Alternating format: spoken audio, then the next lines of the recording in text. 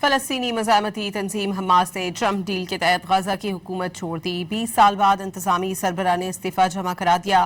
آمد معاہدے کے تحت ٹیکنوکریٹ حکومت کے قیام تک حماس بطور نگراں سیٹ اپ کام کرتی رہے گی۔ حماس میڈیا آفس کے ترجمان نے باور کرایا کہ قابض اسرائیل کے لیے تباہ کن جنگ جاری رکھنے کا بہانہ ختم کر دیا۔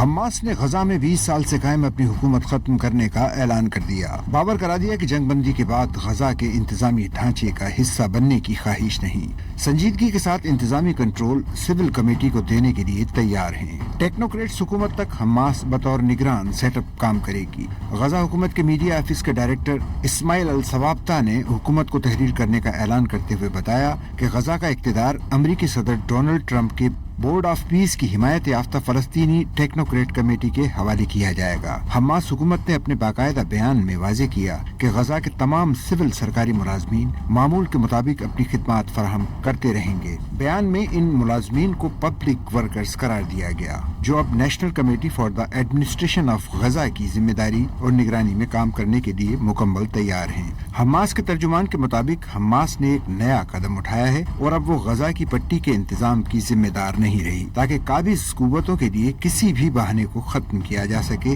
جو اب بھی جارحیت اور تباہ کن جنگ جاری رکھے ہوئے ہیں۔ غزہ کی قومی انتظامی کمیٹی جو اس وقت قاہرہ میں قائم ہے، ڈونلڈ ٹرمپ کے امن فریم ورک کے تحت تشکیل دی گئی تھی۔ امریکی صدر نے یہ فریم ورک اکتوبر 2025 میں جنگ بندی کے لیے ثالثی کے دوران متعارف کرایا تھا۔